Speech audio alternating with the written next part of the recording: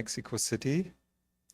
I'm much looking forward to the program that we will have for the following 4 days with interesting talks and a conference dinner on Wednesday. So I was, when I left the city, my name is Volker Bach. When I left my city, Braunschweig, where I'm from, at the train station, I saw the signs for the new mathematics program, study program that my university has launched, advertised for on the ground of the train station. Mathematics in computational science, a study program whose name is abbreviated MAX. And so I felt this is a good measure. They advertise for it in public. But this morning, I went out with my daughter to an OXXO shop and had a coffee, and then buses drove by. On the side, it was advertised for the mathematics, physics, and chemistry study program. CONAMAT, I think was the name, of UNAM, on the bus, advertised for, and I thought this is truly impressive. I like to think actually that it was advertised for mathematical physics, but maybe it was mathematics and physics anyway. So I think that was a good start for our conference here, a good sign, we're on a good way.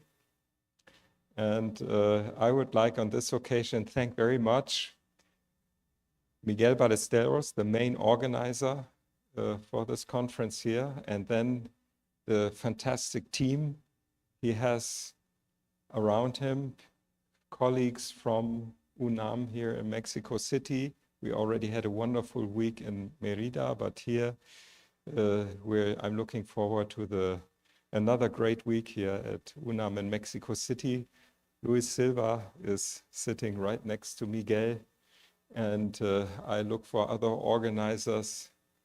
Julien is in the audience here, and others are around and are busy with arranging the things so that we have a smooth start.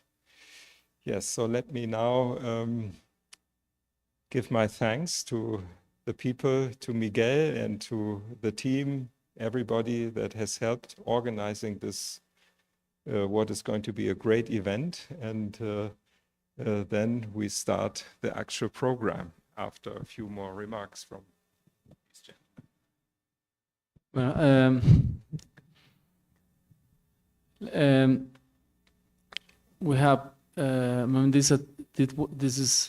was a 2 weeks program, and so there was a conference before in Mérida, and we came just from Mérida to Mexico City.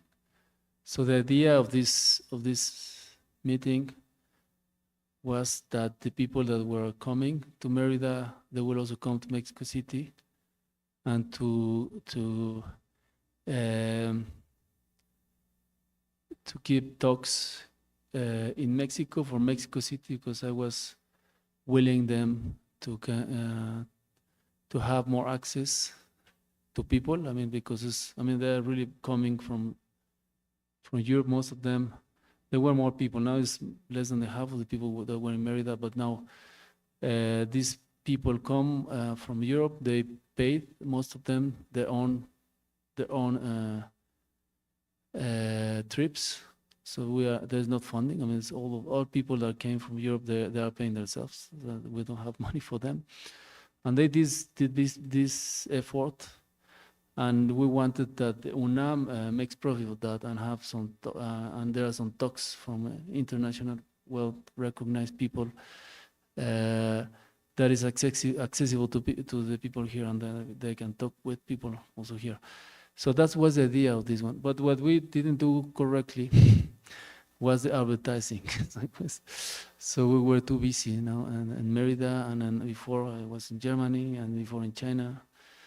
So then this advertisement was not very good. That's a pity, because we wanted to have rich students. We just could not do it, and it was not the good also time because the semester is just starting. So this is so it's just what I'm saying. The idea was that students come, but we didn't have the time to advertise it. So then there's this kind of, we don't have really students. So we'll try to see if we can advertise it more, but yeah, and that was a mistake of us because we didn't have time. So I wanted also to mention that there is something we are already also before in Merida, and now we want to say again. So we wanted to build a little group on analysis and mathematical physics, in which we may have some online talks maybe every 3 months or 6 months, whatever, in the group of mathematical physics that comes together with analysis and differential equations, and a web page of the group so that they could be advertised things. It will be a great place to advertise, or to a platform to announce conferences or talks, and also to have a regular seminar every 3 or 6 months, and also maybe conferences also. So I want to say that the other conference in Merida, there was a lot of people. It was very, very good. And for that conference, probably we spent more time because I was in Germany when we did that. But we want to continue doing even things like this, and maybe we are thinking maybe in 2 or 3 years in Huatulco. We already have arrangements with the University of Del Mar in Huatulco, and so this is something we want to build with you. I mean, people are interested, like a little group with talks. So also I want to mention that all these things comes from it's in honor of Volker Bach 60th birthday, because it's something we organized already for many years ago. It was the wife of Volker that told me that you should organize that, and we really tried many options, and after many attempts, we arranged this final version, and that it was to meet 2 conferences, Merida and Mexico City, and so I want just to say that this conference, together with the other one, are meant to be in honor of Volker Bach.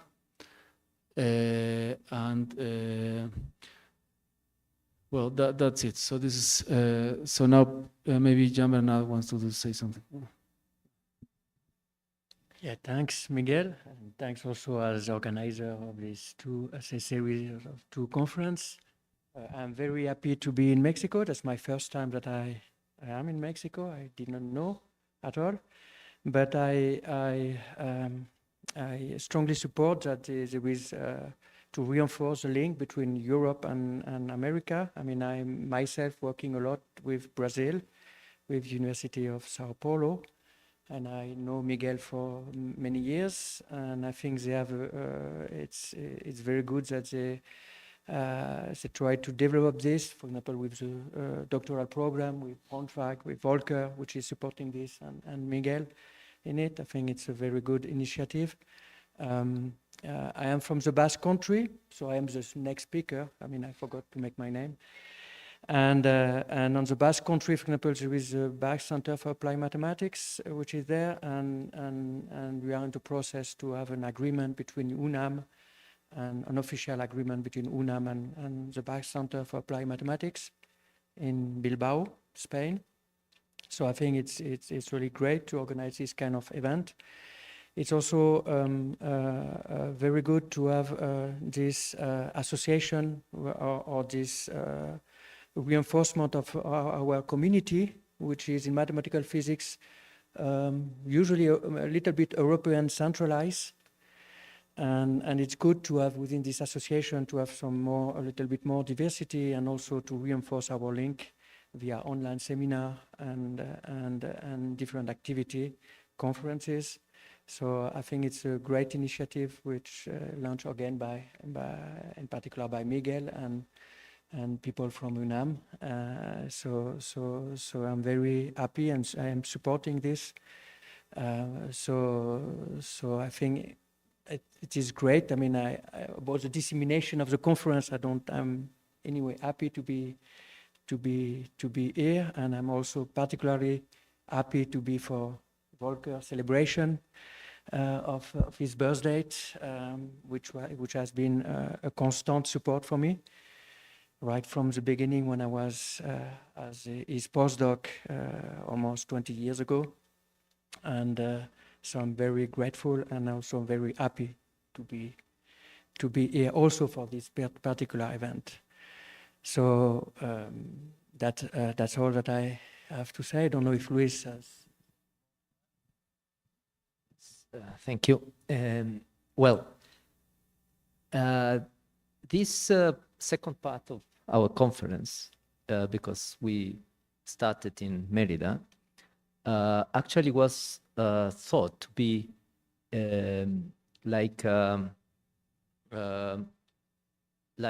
expand the interaction between people who came to Mérida and the people of UNAM.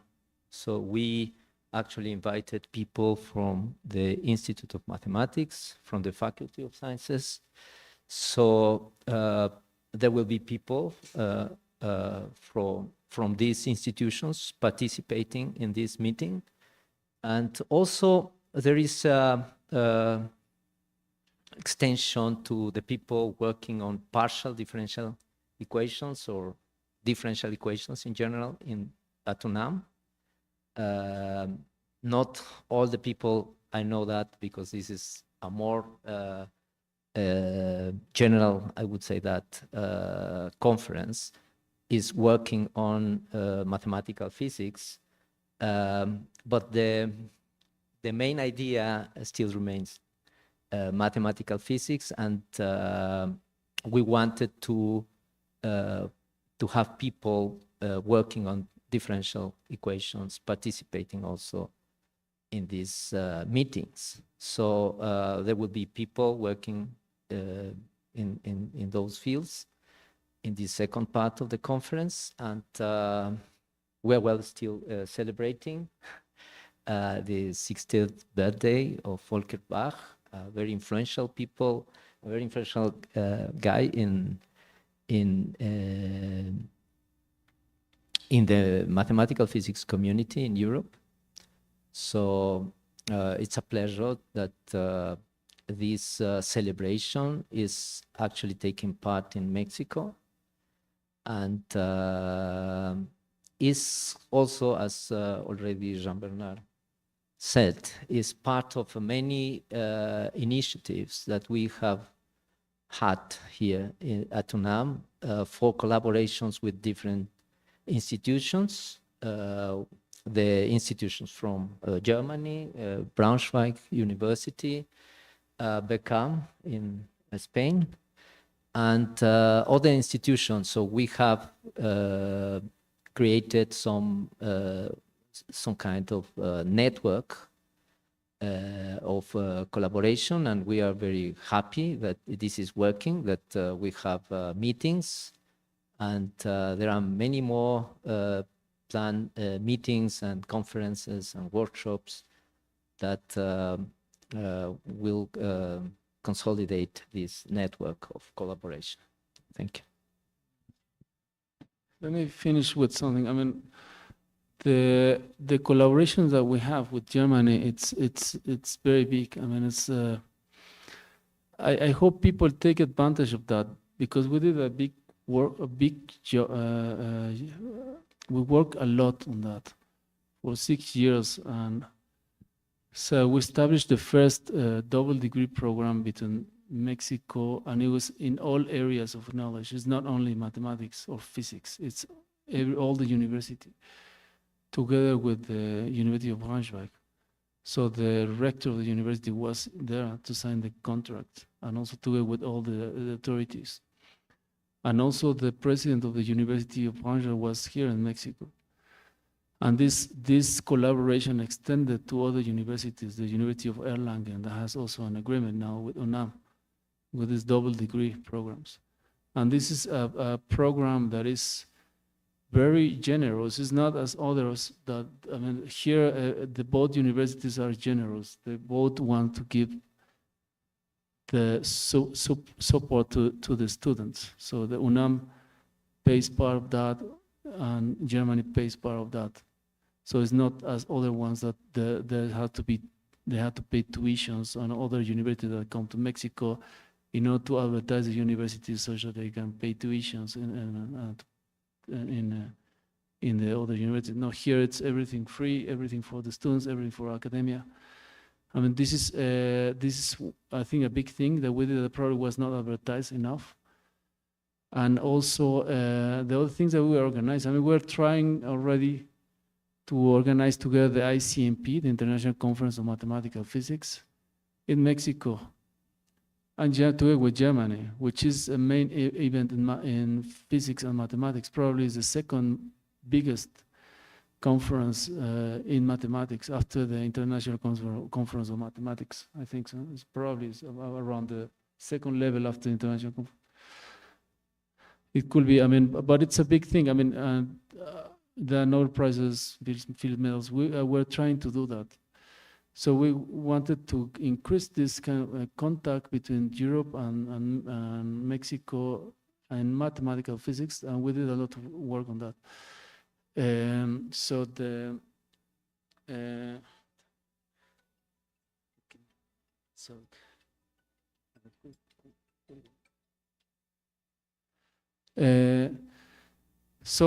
also we are bringing some scientists here and to give talks about things that are normally not in Mexico. I mean, some topics that we have are normally not in Mexico. And also we include people of top level in Mexico, like Alexander, to give talks, and this is for the service to students and to people in Mexico and to get contacts. Unfortunately, we didn't have, I repeat, the time to advertise it, but this is what we want to do is a service to the university and to the students in order that they can have, and also people working in the university in order to have contact with the community. And unfortunately, now we don't have a big group as we had in Merida, but still we have some people that are doing very interesting things, like people you see here. So I hope you can take advantage of this, and I hope that the conference will be interesting for everyone. So thank you.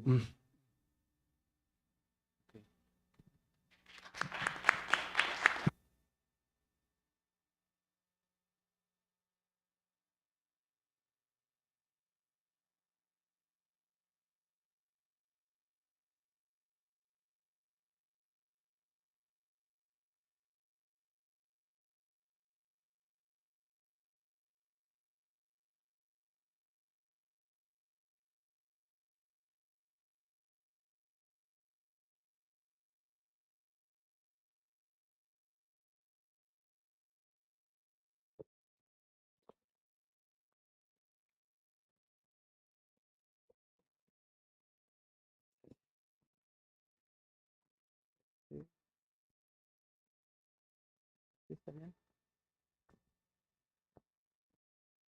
Vale. Vale. Al apuntador aquí. Esto es E, E. Vale. Muy bien.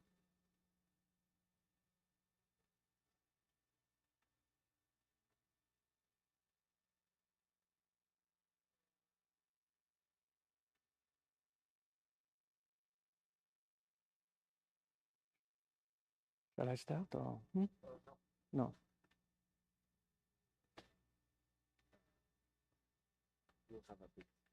Okay.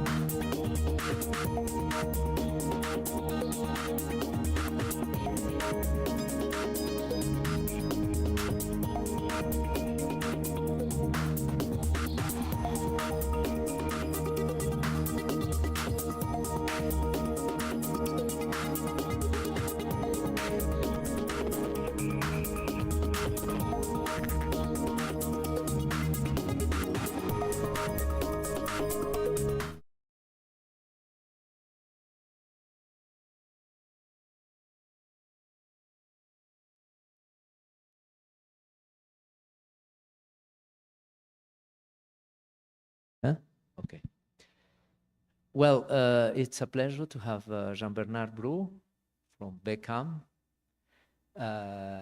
He's going to talk about the exchange interactions of cuprate. Is that the correct pronunciation? Cuprate superconductivity. Please go on. I think you have. Yes, yes. So many thanks, Luis, for the introduction. So I already gave this talk last week, but for those, I apologize for those which already listened to that.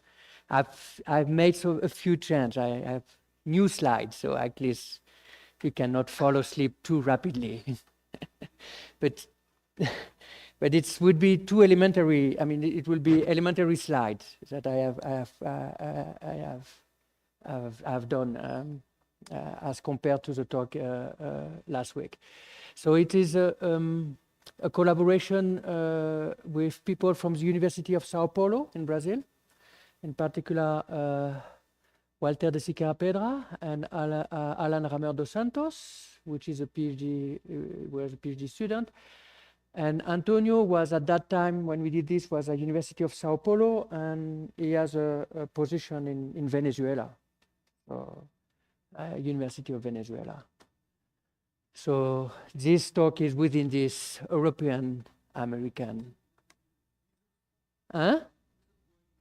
So about the talk, it would be 50% math, 50% physics. So I explain the mathematical model at the beginning, what we can prove or obtain. And then I explain why this has nothing to do with superconductivity of cuprate. And so why this model is there. But I will stay, I try to stay elementary about this. So it's what I said. So I start with a mathematical model, and then I will do the physics part. I will explain you what is ITC superconductivity exactly. Okay, so what is the first slide is more theoretical physics inclined. I mean, what is fermion boson exchange interaction? So I'm going to explain more in detail what I mean mathematically speaking. Basically, it's a kind of model where you modelize the transformation of one type of particle into another type of particle. In this cases is you have two electrons, for instance, which are destroyed and create what is called a bosons. I will explain what is a boson a little bit for those who doesn't know. So they form another type of particle with different property. So either two electron fermion is, you can think about an electron, for instance. Two electrons interact and they create another type of particle, or this particle can be destroyed and create two electrons. This kind of interaction, I call it exchange interaction, exchange of particles. They move this. So this is represented in terms of Feynman-Gram in theoretical physics. This is a formulation where you have creation annihilation operators that I'm going to explain right now. So what is the mathematical framework? So I assume I have this slide. I assume that you don't know what is Fock space and all this kind of stuff. I mean, some people in the audience, I know that they know very well all this stuff, but I make a few slides to explain exactly what it is mathematically. So mathematically, I will be in 2 dimensions. I have a 2-dimensional system on a lattice. So there is particle on a lattice. If you have one particle, it's typically in quantum mechanics will be a L2 space, L2 of Z2. So that will be this one, for instance, L2 of Z2. So this is the square integrable function on the lattice with value in complex number. And this one is the same, but with C2, it's because electron has a spin, so there is a degree of liberty. So depending on the spin, there is the Hilbert space is not to C, or it is to C2, or another way to say it would be to say that it's So what is so another way to say it is you have L2 Z2 C2 or L2 of Z2 up down C. So you have a lattice your wave function has a lattice coordinate x, and he has a degree of liberty which is two elements. So one is called spin up and the other spin down. That is for electron. So the bosons does not have any. So I have two type of particles. So I have bosons. They are spinless. They have electrons. They have a spin. And the fact that they are boson and fermion is due to the fact that the boson are so if you have n bosons, or n particle, typically you take the tensor product of this n particle. So the n tensor product of these guys or of that guys. But then there is a particularity. If it's bosons, it means that the wave function has to be symmetric with respect to permutation of the coordinate. And if it's fermions, they are anti-symmetric.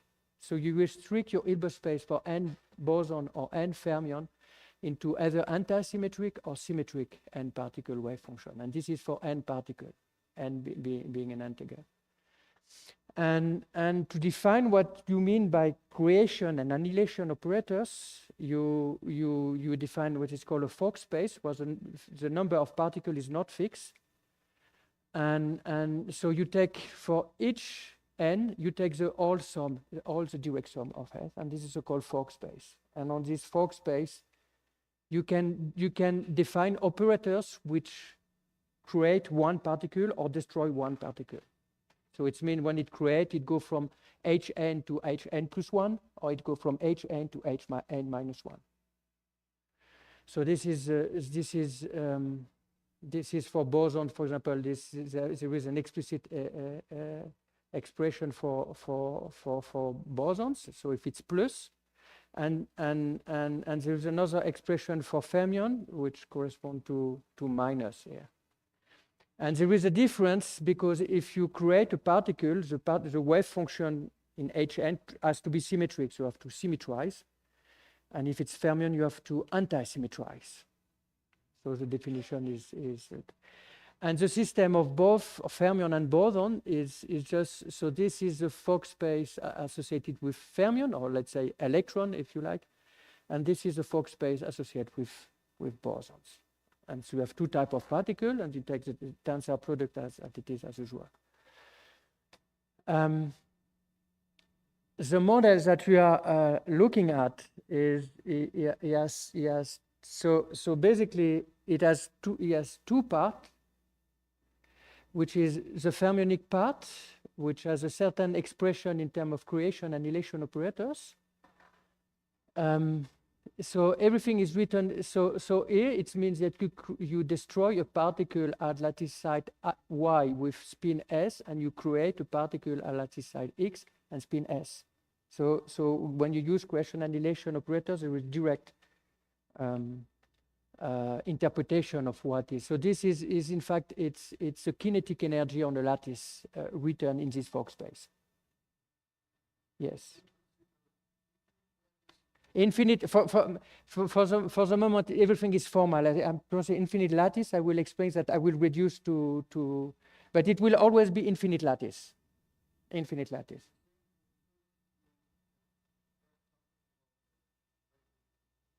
Yeah, the vacuum is just for when n is equal to 0, so it's a C number. So it's a vector 1 0 0 0 0 until the end. This would be the vacuum. And so this is basically the Hubbard model with an extended Hubbard interaction. This is the bosonic part. Is basically a kinetic energy for bosons without interaction. Here there is interaction of fermion because this is the particle number operators of this count how many particles you have at lattice at x, and this count how many particles at lattice at x with spin up here and down here respectively. And the exchange interaction is written in terms of a pair. So here it means you destroy your boson a bit and you create a fermion, but it is a pair of fermion. It's two guys. So it's a combination of A. So here you destroy two particles. So here you destroy two particles, one at X with spin down, another one with X plus Z with spin up. And there is some special coefficient, special function U, which are invariant by rotation, 90 degrees rotation, which are summable. What this kind of model, which is written formally, I mean, you see there is infinite sum, so I would have to make sense mathematically speaking. Yes?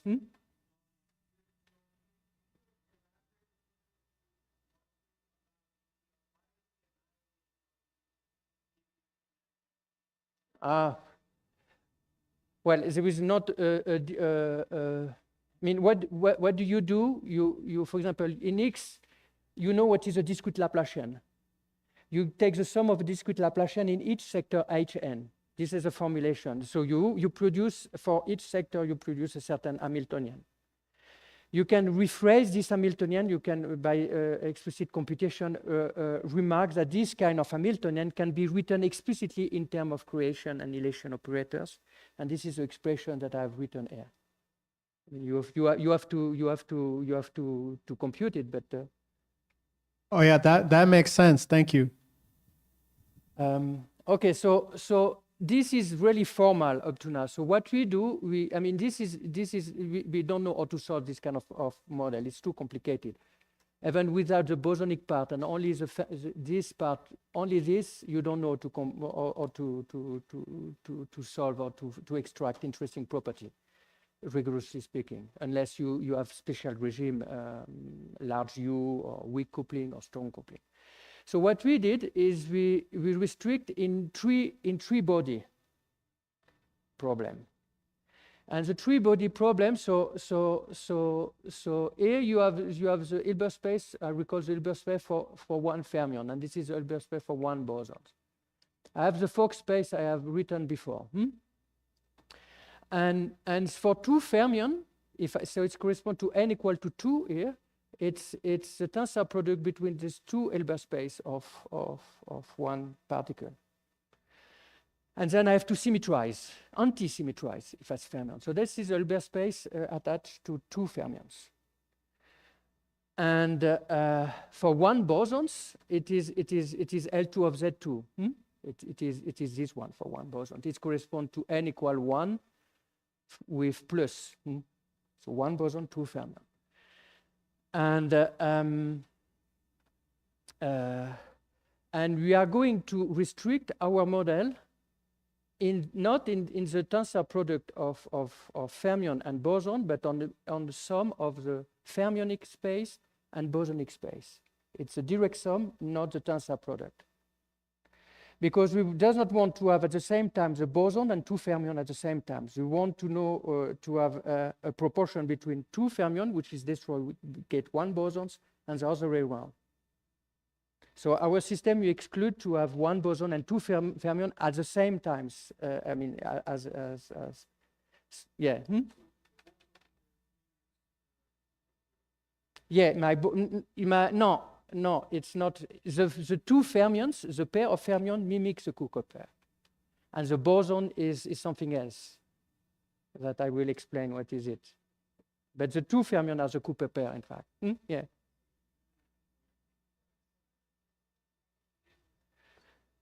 We does not want that we have at the same times boson and fermions. We want to analyze the exchange between fermion and boson. So you want to have what is a proportion with L2 normalized of bosons and what is a proportion of fermions, of bosons and of fermions. So we restrict to it is more natural to restrict to the direct sum in that case for these specific studies, because we want to study these kind of things when you destroy and you create, or you create and you destroy. You don't want to that they live at the same times independently with each other. We restrict only to the smaller space, which is the one where either you are fermion or either you are boson, so to say. Okay, thanks. Okay, so that's oops, where I am. So that's the space that we are looking at, and we do. And so if you use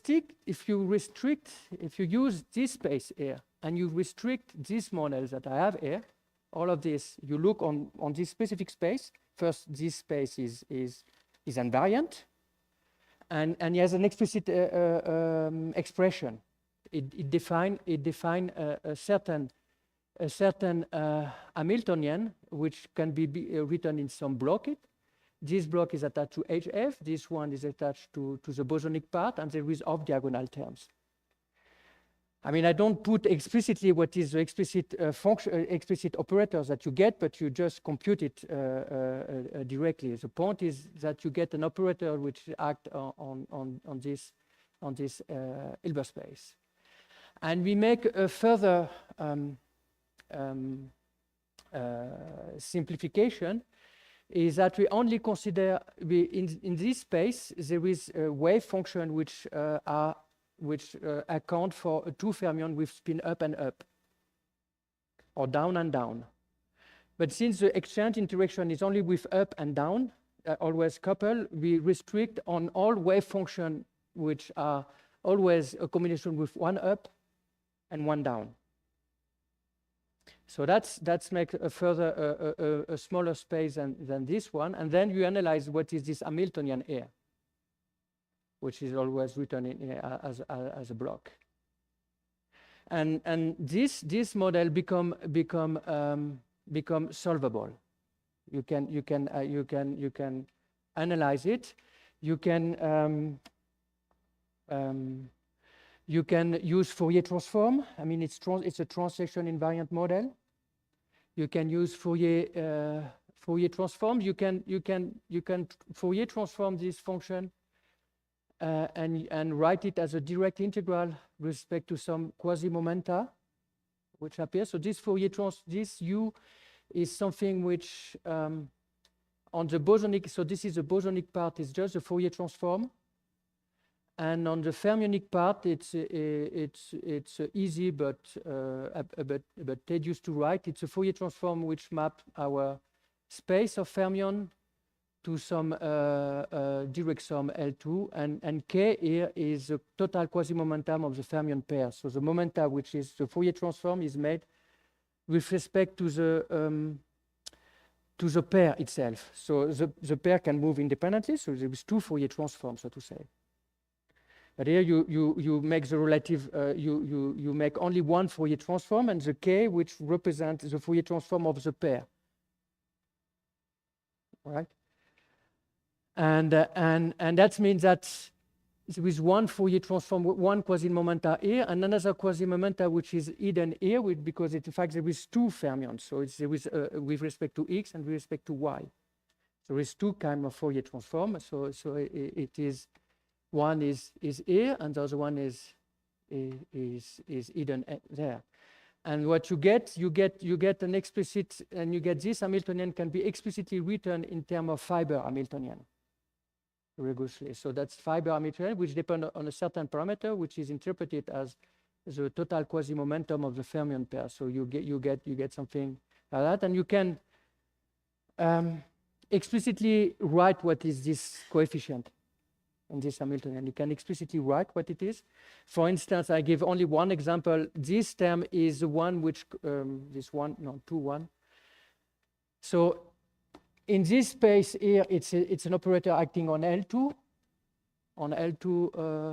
of the torus. So this is a torus, minus PP.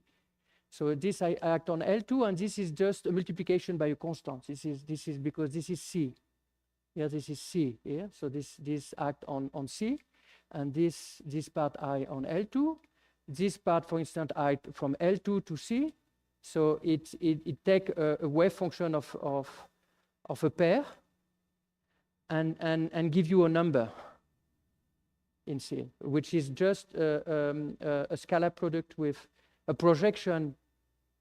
I mean, the scalar product with an explicit function which correspond to from the parameter with phi multiplied by the Fourier transform of V, which is V was this part this function here, which destroy pairs to create bosons, or destroy boson and create pair.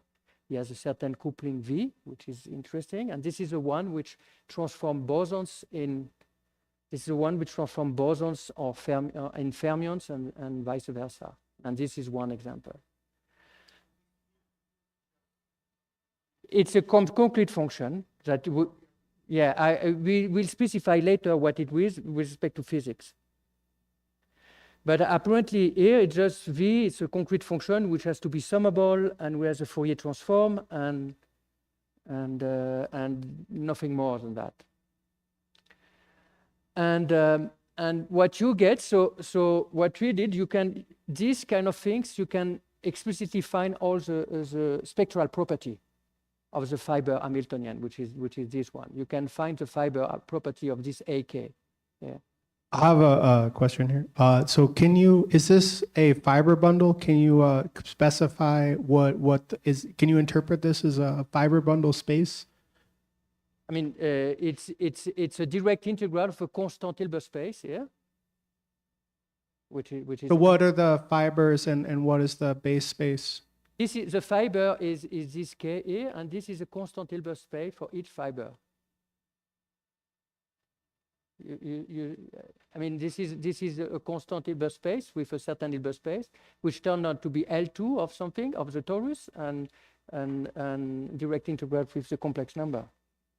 And when I say fiber, I say that it's depending on K. It's a direct integral representation of, or another way to see it is an L2 of T square going to this constant Hilbert space H. And what is K in this situation? K would be the global momentum of the one particle, one fermion has a momentum K1, the other one a momentum K2, and K is the sum of K1 plus K2. Is the momenta of the pair acting as a pair. Each individual fermion can have a different K1 and K2, but the full momenta is K1 plus K2, and this is K here. It's the full momenta of the pair, and so you can explicitly write. You can, in fact, you can know what is the essential spectrum of this AU of K, which is this here. This here you can use, so you can find all the spectral property. We use particular for this Biermann-Schwinger principle. To find the spectral property of that Hamiltonian. What is important to say here is the following: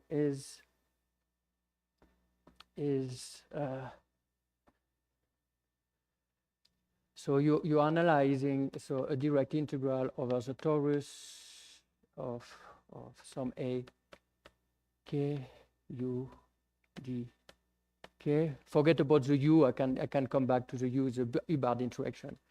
And the spectrum, what you find is, so for example, let's say K is equal to alpha 0 pi, which is something, and then you can draw with respect to alpha,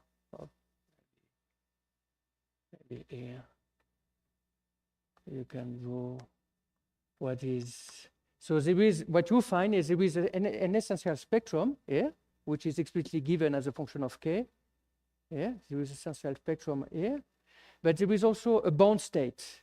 What produce these off-diagonal guys produce a bound state, and so you have an essential spectrum of this AK, which is for each K you have it's called like that.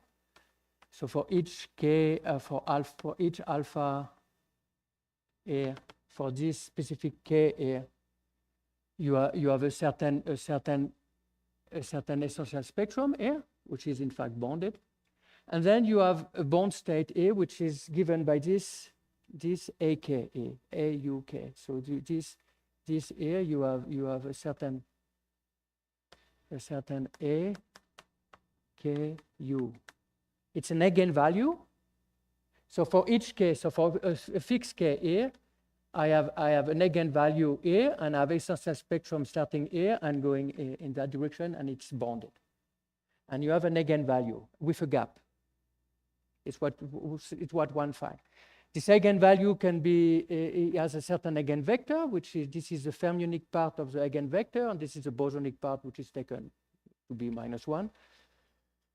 And this eigenvalue, this gap, only exists if V of, for example, of this alpha, of this K is not equal to 0. If the Fourier transform of Vk is not equal to 0. If it's equal to 0, it means that there is no exchange interaction and the eigenvalue vanish, basically. I mean, it does not vanish. I'm a little bit cheating because it does not vanish, but the bosonic part has one, but you don't get this gap. Yeah. And the gaps that you get here, I mean, there is always a gap. And so what is this U? This U was a Hubbard interaction. So this U was this one. The U that I am talking about is this U. So it prevents to have two. So it prevents, this is a Hubbard interaction. This is the coupling constant. It prevents to have a pair which is a spin down and one that's spin up. So it does not want to have two fermions to be on the same side if U is large. And this gap is independent of this coupling constant. It can make independent, provides that V dot of 0 is not equal to 0. So it's a gap does not change if you increase or decrease U, and the wave function so that would be the interpretation of this would be, so this as a certain function, so what is called psi k u -1. So again, this you fix a k, and this is a L2 function. Huh? So this is a L2 function. So for fixed k is just a parameter. So this is a function here. I mean, I can write it in this way. This is a function of a second parameter, p, because it's an L2 parameterized by k. Sorry, could you remind us? Maybe you said it, but the assumptions on V, because you asked V hat V to be summable, and we assume that it's rotation invariant by 90 degrees, but this is not very important to prove what I am saying. assume that But, V but it is summable. hat as a sign, or does V hat as a sign? No. So if V hat is positive and a negative, I mean, Does not care. When thanks. what count is what is the Fourier transform of V is doing. And okay. So that's function, and if you this function is the Fourier the function of the pair. So if you fix k, so the pair has certain global momenta, so it's a function of pi. So yeah, but this pi will be the Fourier transform, or so if you make the Fourier inverse transform of that function, it's a function of x, and it tells you how the pair looks like, if it's big or large or whatever. And so you can do the inverse Fourier transform, and what you notice that they are exponentially decaying. So it means that the wave function which attached to this bound state, this negative eigenvalue, the fermionic part represents a pair of fermions which are close by with each other. They move with k, but they are close to each other, exponentially close. So you can prove this by Thomas Combe estimate, and this would be interpreted as an effective dispersion relation of fermion pairs. In fact, this is nothing else than a dispersion relation, an effective dispersion relation of your system at low energy.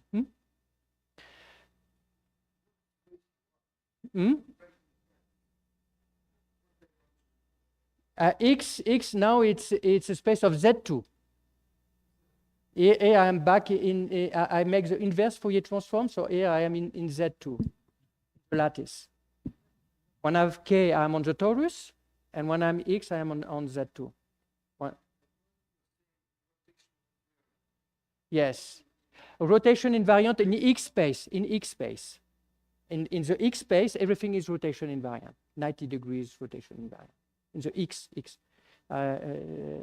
space. Okay, yeah. So can you say something on the full eigenfunction? Yeah, I mean, this is the eigenfunction here. Yeah. Because you say it's pulsation invariant, so there's no eigenfunction, right? So you just look at the. I mean, it's an eigenfunction. I don't know what you want to say, but it's an eigenfunction for the fiber.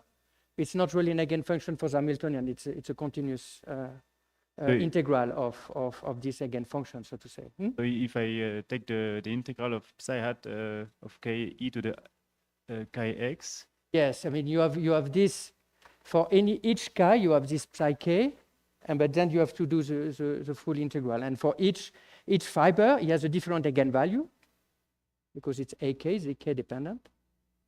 It's fiber-wise when I say an eigenvalue. But so I get that at infinite volume there's no eigenfunction. Maybe I don't know. It's not an eigenfunction strictly speaking from this Hamiltonian. Thanks. So can you say something which is not at fixed k or? Not a fixed k. What do you want to? I mean, from this you can from knowing what is this, you can recover all the spectrum of that. Okay, thanks. You can recover. So that's this, for example, corollary. You can prove that this is part all this EU, this negative eigenvalue with k is part of the spectrum, and this is due to the essential spectrum of AK. So you can reconstruct everything. The ground state also you can find it as a minimum of this one for all k. Okay. So depending where you put the mass on k, you can decrease the value or not. I have a question here.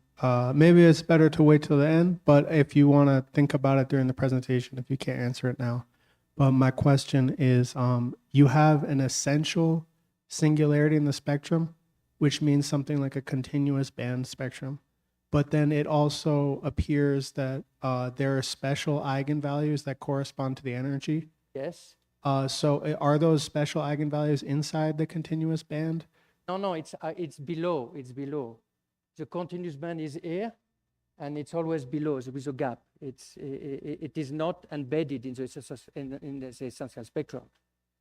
Is it a complex? The spectrum is a complex number? No. Everything is real. Everything is self-adjoint. Why is it 2D? You drew like a 2D picture of the spectrum. I mean, it's just because I was moving alpha here. I mean, it was not. I was moving alpha. This parameter alpha for each alpha, or for each k, so to say. I was moving k. For each k, that's why I have this 2D. But you can, for a fixed k is fixed. The essential spectrum is here. Then you have a gap. Then you have AKU, if you like, which is here, and then there is a gap. And this is the essential spectrum. For Okay, each k, it's just because I was moving k here to make appear that there is like a dispersion relation. It's what I wanted to show. Okay, so there is a further result, but maybe I stop here for the mathematical side because I would not have time to speak about physics now. So why this is important for why this could be relevant for physics? It's because of high temperature superconductivity. So superconductors were found in 1911. They were the correct, was accepted as a correct microscopic description of these superconductors was doing in 1957 with BCS, Borden, Copper, Schrieffer theory of superconductivity. And the cuprate that the ITC that I'm speaking of was found in 1986. And that was a big a breakthrough because up to 1986, the maximum critical temperature was 10 Kelvin. And with this material, they first reached 38, and then nowadays they are able to reach at normal pressure 164 Kelvin. So much higher temperatures. So that's why they call high temperature superconductivity. When I say cuprat, it's another term to say ceramic material. I mean, everybody know what is a ceramic, maybe. It's made of copper and oxygen. Typically, there is copper and oxygen and other compound. And for this kind of models, there is no microscopic theory like the BCS one for conventional superconductors. So this is I mean there is different proposition, but none of them is accepted by the community. There is not an agreement within the physics in general.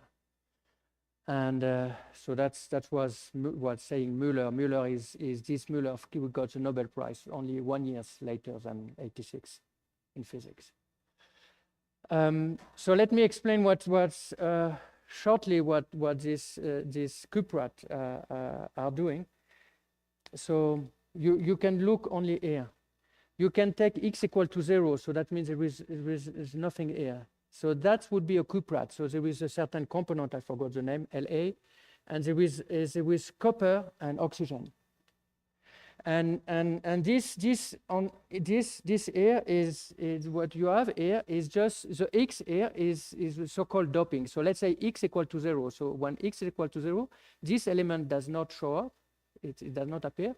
So it corresponds to this Phase diagram. And this is here. You see, this is the temperatures. So you below the temperatures, this compound at x equal to 0 become antiferromagnetic. And it's also a Mott insulator. So it's not a conductor, it's insulator. So nothing to do to, no transport. So what Müller in particular did for this compound, and Bert notes, they were doping, like in semiconductor, they were doping with a certain element, in this case is SR here. So they were putting a little bit of this inside these structures. And what this is made of, it's like in semiconductor. In this case, it provides holes to the system. So it provides for a charge carrier. So it's as if you put by hand charge carrier in your system. And if you do this, and you look the phase diagram, so if you increase x, rapidly the phase, with respect to the doping, rapidly the antiferromagnetic disappear, rapidly. And what's happened is a pseudo-Dogat regime that I will come back again. But then there is at a certain doping, there is a supraconductor. It means supraconductor. It means that you get no resistivity. You can transport current without any resistivity. Yeah. With an optimal doping, which is 0.16, I think, or 18 in that case. And there is another particularity. And so here it was it's an isolator, but then here, above here, it's become a metal. It's not isolator anymore, it's a metal. It's a normal metal here. And here there is another temperature, which is called the pseudo-gap. So what is a pseudo-gap? They make experiment and they show that there is in specific momenta, the equivalent of K that I was writing before, there is a gap in the spectrum. They saw a gap in the spectrum. And this pseudo gap, so from here to here, they start to see that at specific momenta, in fact, in the momenta 0 pi and pi 0, they find a gap in the spectrum. They make experiments. They are able to evaluate that there is a gap, like a bound state at fixed K. And this temperature is very high. I mean, it could be like 400 Kelvin. It's very light. It's well above the normal temperatures, the room temperatures. But there is a gap, but there is no. It's still working as if it's not a superconductor. And it works with a collective phenomena only if you go very, very much below. It is what they found. So in this system, so let me control the time because I may have how much? 10 minutes, no? I don't know which is, or 15 minutes or what? 15 minutes, yeah. Okay. So I will try to explain you a little bit this in 15 minutes. So if I come back here,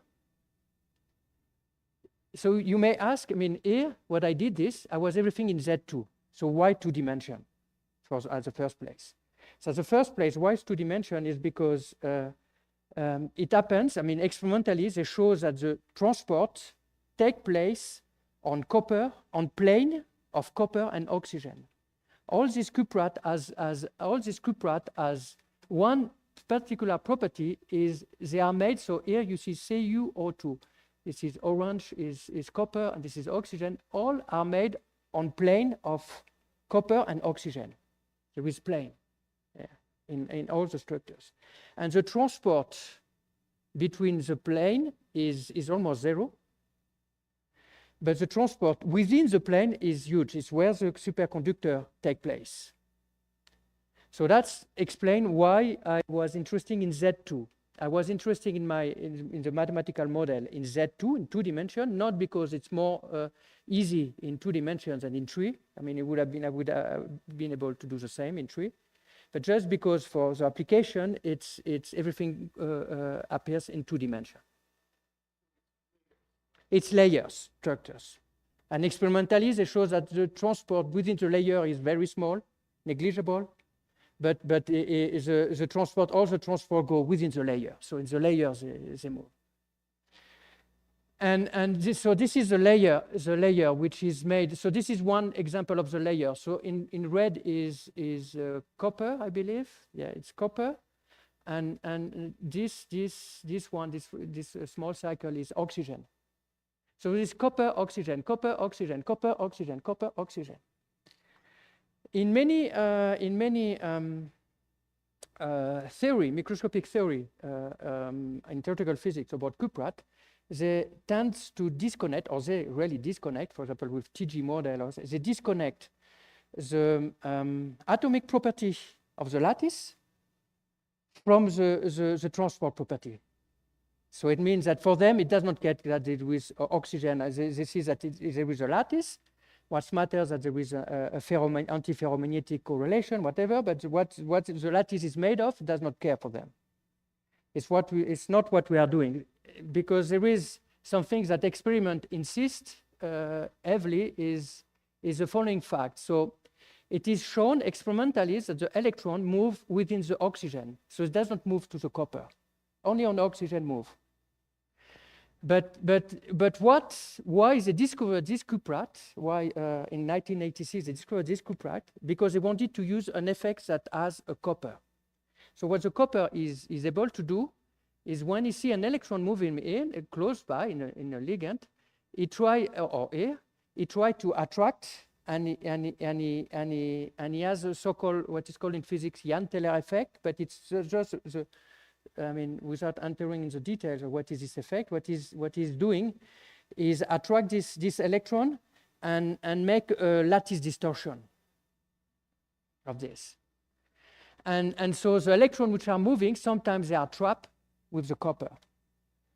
And it is called, so it creates what is called this combination between lattice distortion and electron is interpreted in physics as a polaron.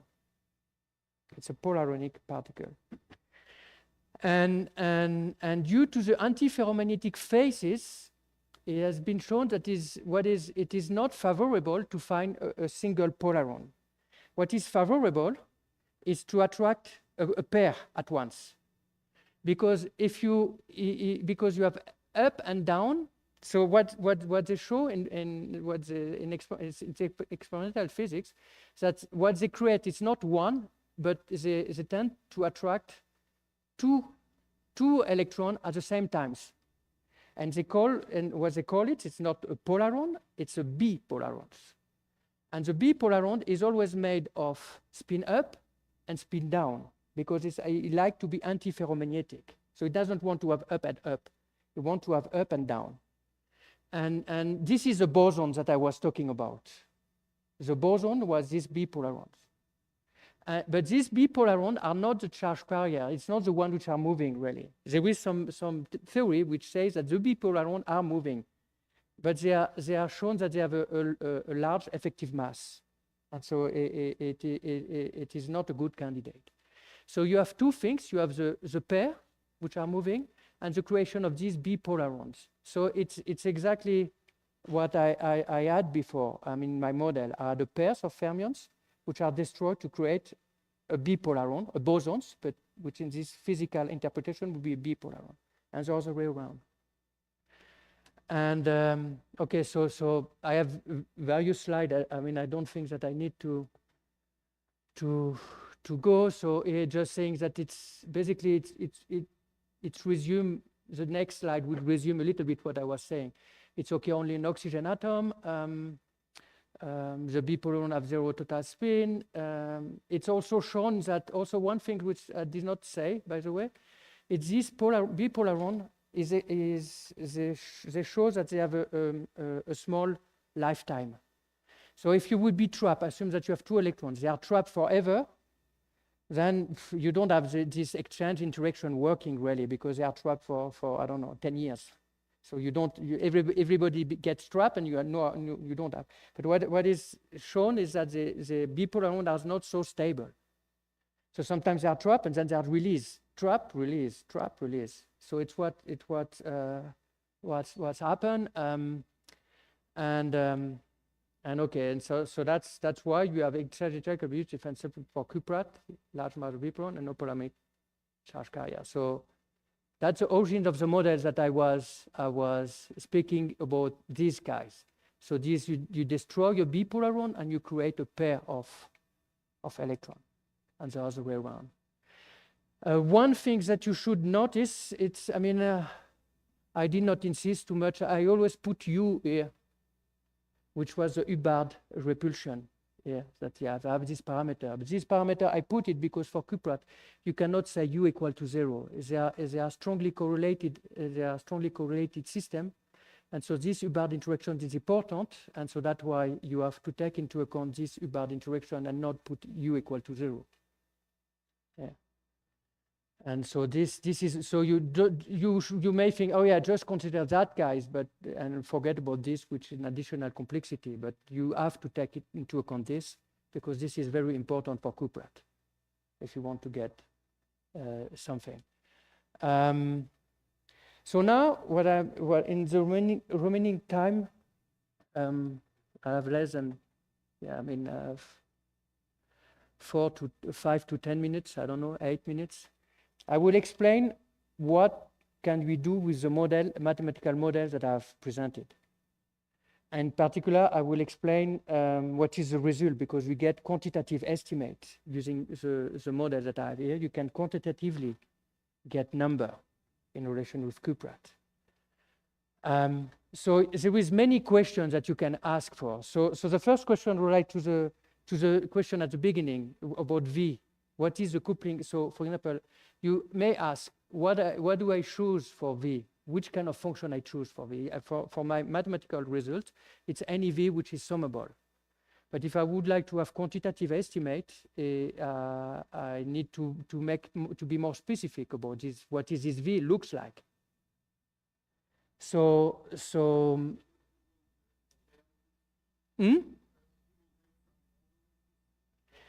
I will make some model of this V based on experiment.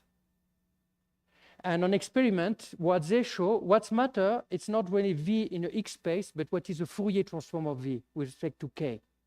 What matter is really the Fourier transform of V of K. It's what I am going to prescribe. What is a Fourier transform of V with quasi-momentum. And so in experiments there is different. I mean, one way of looking at that is what we did is showing that there is some phonon anomaly on namely lattice vibration anomaly on certain mode K, and the certain mode K was given 0 pi of the torus or pi 0 and this one here. And this one can be understood in theoretical physics using density functional theory. Where in this density functional theory, there is no bipolaron, nothing. Whereas this one cannot be explained by density functional theory. So the hint is that this is an important mode where things is happening. So we fix a Fourier transform of V in such a way that it's maximum at this value, because this is interpreted as a formation of bipolarons. Also, the pseudo-gauge regime that I'm talking about is also for that mode, that the pseudo-gap become large. So everything goes in that direction that this V up K should be maximum of this thing. So we made a certain V of K. So this is a Fourier transform of V, which is maximum on 0 pi or pi 0. Namely, you can think about a Dirac only on this pi. Would be a simplification. And okay, so then you implement this V, you implement here, and then you want to know what is this parameter A, epsilon, HB, epsilon A, this U. You want to get number of all these functions. I take a pair which is just nearest neighbors maximum because of bipolaron as only nearest neighbors. And you can find everything. So okay, so that's you can I will explain. You can prescribe now all these things. I will tell you. Something that I forgot to tell you, by the way. I just realized that I forgot to tell you that there is something which is also important for Kuprat. Is that so for normal supraconductors, when you have a supraconductor, you have a quantum transport, you have a macroscopic wave. And this macroscopic wave has certain symmetry with respect to space, X space in Z2. Usually, for instance, conventional, it's invariant by any rotation on the lattice, on the square lattice, for example, any rotation. But it's good. But sometimes for Kuprat, he has a specific property. It could be invariant when you make a 90 degrees. It's not invariant when you make 90 degrees rotation of your wave function. You get a -1, and when you get 180, you get +1, and when it's so invariant, and then we get 270, then you get again -1. So it's not invariant with respect to 90 degrees rotation. This is called D wave superconductivity. And then there is P wave when you get a -1, when you get a rotation by 180 degrees, you get a -1. So any element you can separate any element. So what you have here, for example, here, you put my main theorem. This eigenvector here, you can separate this eigenvector and S wave part, P wave part, and D wave part in a unique way. So doing this now, with this information, so this is basically so for Kuprat, you find that there is a part of S wave and a part of D wave. So now for my model, I have several parameters. This, I can fix it using the effective mass of my fermions, the lattice spacing. I can get an explicit number for that. In fact, this number, I can even write this number you estimate between 260. You can compute this with respect to the experimental data. This one is due to coming from the kinetic energy attached to the bipolaron. So epsilon is much larger than epsilon. It's 500 times larger than this.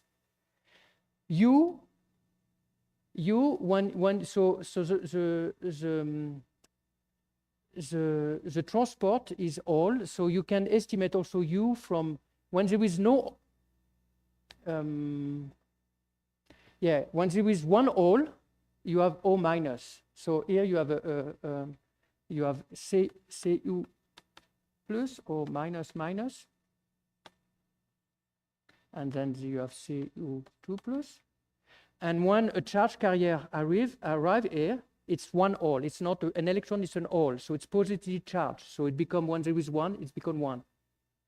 And when there is two, it's a oxygen. So you can analyze what is the energy difference between the anion state of this anion state and the one where there is only oxygen. So there is value in chemistry or to analyze this. So in particular, this U is, I think, is 1.5 electron volt. Then you have the question again of this. So you take this, which is maximum, for example, for 0 pi. But what is the value? So you know that it's maximum. What is the value? So you can estimate the value by knowing that 90% of the hole are not participating to the transport. You run your numerics, and you see that to get this, you need it's fixed a specific value of this, and this is of order, in fact, 0.11 electron volt. What you find based on this. So you use all your model, all your parameter. You put this in the computer. You know that there is bond state. You know how to compute the eigenvalue, everything. So we got with Bermin-Schwinger a principal explicit expression to be used on a computer. You run your computer and you make your prediction, and that's exactly what you get here. So we get a prediction of S wave, which is 16%, of D wave 83, no P wave for mathematical reasons. It's only 0. Which fits pretty well with experimental data because it's 2025 S wave for Cuprat, 55-80% of D wave. This is crude estimate here in experiment. They are not able to know precisely. We find a pseudo-gap temperature is directly linked with the gap that you have here, with the gap here, the gap. And the gap at 0 pi. So we can estimate that gap at momenta 0 pi, and it's pretty coherent with the pseudo-gap temperatures.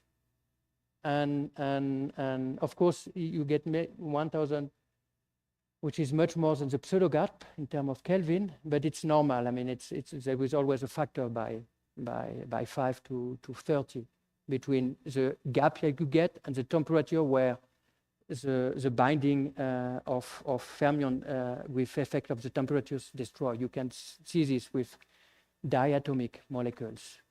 And the coherence length, which is what we get a coherence length. So it's the size of the coherence length is the size of the wave function. And the size of the wave function is 1.6 in one direction. It's 6 latticite. And 8 latticite on the other one, which is 2.1 nanometer, which is fit extremely well with the experimental data that you get. So this model, so he has a fully rigorous mathematical part, which can be solved and with rigorous mathematics.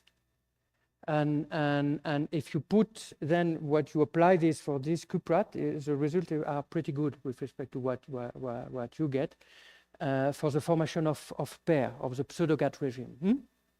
And so that is could be a good mathematical theory for Cuprat superconductivity. But okay, so I maybe I stop here, and I thank you very much for your attention, because I think I'm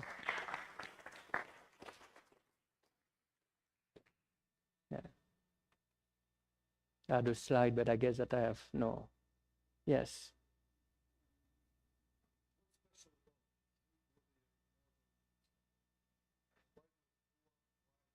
Yeah, because I mean, we are not able to analyze the many bodies. So the three body is the simplest model that we can have on which the exchange, this exchange interaction that I'm talking about is working. If I do only one body, then it disappears. But I could analyze 6 bodies and see what's going on. But the important point here that we want to look at is we just want to look at when the pairs are formed. Do they form pairs? And the formation of pair is related with this gap and this negative eigenvalue. So of course you can look at 6 bodies, but we wanted the most simplified model to understand how does it works. Okay.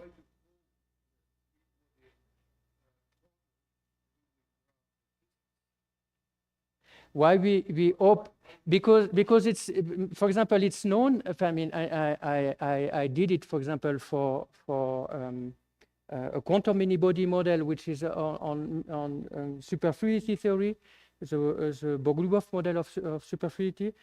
I already knew that this kind of interaction with destruction and creation, that in this case for superfluidity was for helium-4, for bosons and Bose condensate. I knew that this can imply an attraction, and I proved, for example, in the past that this it can imply itself a Bose-Einstein condensation, this phenomena. And I wanted to see it, first of all, we wanted to see what's going on the very simple, because the model, as I said, is you cannot solve it if I have on the many body. And knowing that there is this, that for example, Müller in the experiments insist constantly on the fact that there is bipolaron and there is charge carrier and there is 2 types of things. We take it seriously what he was saying, that there is, and look and hope to see what's going on, and the numerics fit perfectly well, in fact, with what we wanted to show. Yeah.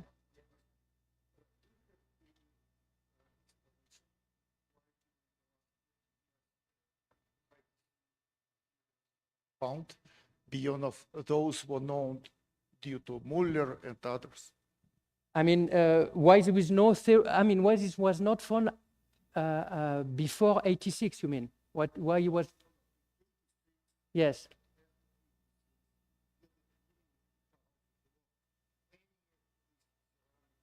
Mm-hmm. Covered, and ITC was just. Yeah, went to 164. Mm? Mm.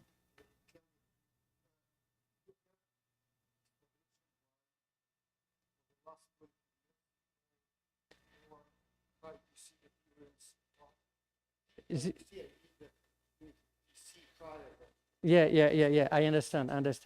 I mean, there is still some exotic material with high pressure that they are able to reach much higher, but they replace lower temperature but with a high pressure, very high pressure. There is still exotic material that they found new. For the cuprat, it's true that it went a little bit to a plateau, that they are not able. One explanation maybe is because they don't have sufficiently resilient theory to be able to improve things. Maybe this I don't know. I'm not a physicist, by the way, and not an experimental physicist. So one should better ask them why it seems that there is a plateau, that everything that they have found is they have found many others, but with lower.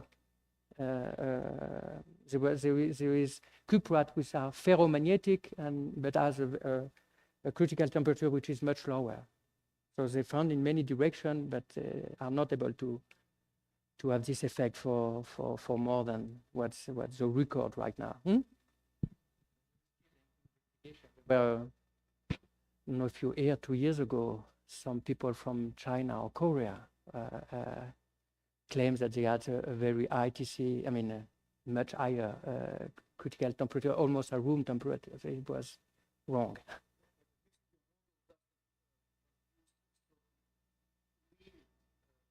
No, what is very important in our model is how strong is this Fourier transform of V, or you can increase this as much as you can. And they already have this very strong because when they make in 86, they use a Cooper, which is has a very strong Jahn-Teller effect. So it's already why they were able to do this already in 86. Because of this Jahn-Teller, so you should replace the Cooper by something else, or you can potentialize this. I don't know, but it's not so easy because I already took the atom which were already have this strong effect. That's how they find the ITC already. So I don't know, maybe there is also, but I'm not an experimental physicist, so I cannot tell you. Okay, are there other questions? No, so let's, okay, there is a question.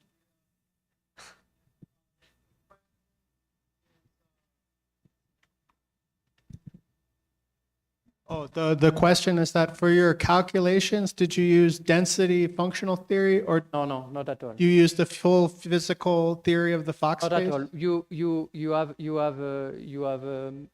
want to find the eigenvalues, the negative eigenvalue.